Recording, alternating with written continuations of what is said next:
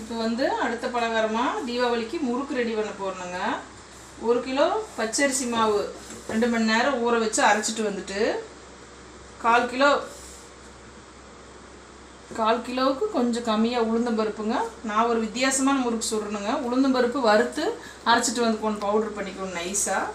அப்புறம் அது கூட பாசிப்பருப்பு 1 டம்ளர் வேக வச்சு கொட்டிட்டு, இப்போ பாருங்கள் கொஞ்சம் உப்பு காரம் வேணால் நம்ம தனி மிளகாத்தூள் போட்டுக்கலாம். உப்பு போட்டுட்டு உப்பு கொஞ்சம் நெய் வெண்ணெய் காய்ச்சி ஊற்றிக்கணுங்க. பட்டர் காய்ச்சி ஊற்றிட்டு நல்லா பிசைஞ்சுக்கணும். காரம் வேணுன்னா இது கூட காரம் போட்டுக்கலாம். காரம் வேணுன்னா காரம் போட்டுக்கலாம்.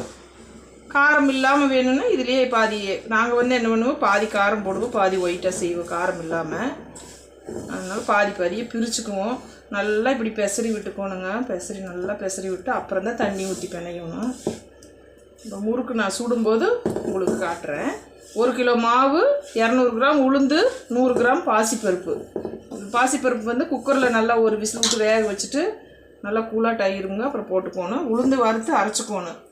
1 கிலோ பச்சரிசி 1 மணி நேரம் ஊற வச்சு கொஞ்சம் காய வச்சு அரைச்சிட்டு வந்துக்கோணுங்க. இது நல்லா டேஸ்ட்டாக இருக்குது. புழுங்கரிசி முறுக்கு ஒரு டேஸ்ட்டு, இது ஒரு டேஸ்ட்டாக இருக்குங்க. சுட்டுட்டு உங்களுக்கு காட்டுறேன். இவருங்க கொஞ்சம் 2 ஸ்பூன் எள்ளு, 2 ஸ்பூன் ஓமம் போடணுங்க. அது சொல்ல மறந்துட்டாப்புலையா. இப்போ பாருங்கள் முறுக்கு கொஞ்சம் இது பாருங்கள் புளியிருக்கு. இவ்வளோ ஈஸியாக இதை காட்டு, இவ்வளோ ஈஸியாக சுற்றலாங்க. அருமையாக வருது பாருங்கள். நம்ம போட்டோம்னா ஒன்று கிட்ட காட்டுங்க பாருங்கள், சூப்பராக வருதுங்க. இது காரம் இல்லாத முறுக்கு, அதான் தனியாக மேலே வந்துடணும்.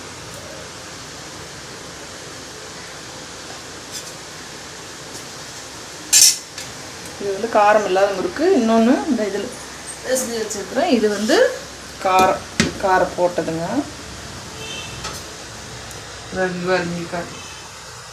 தனியாக மேலே வந்துருச்சு. 1 நிமிஷம் கழிச்சு நம்ம திருப்பி விட்டுக்கலாம். ஃபஸ்ட்டு போட்ட முறுக்கு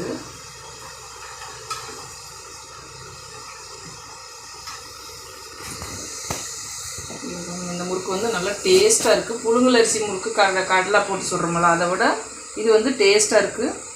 நல்லா குழந்தைகளுக்கு கூட கொடுக்கலாம். நல்லா டேஸ்ட்டாக இருக்குது. நல்லா சாஃப்டாகவும் இருக்குதுங்க இந்த முறுக்கு.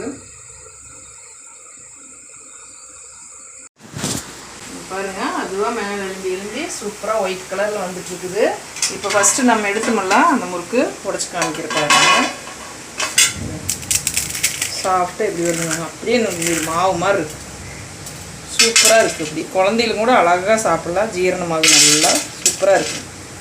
பாருங்கள் இப்படி நொறுங்கிருக்கு.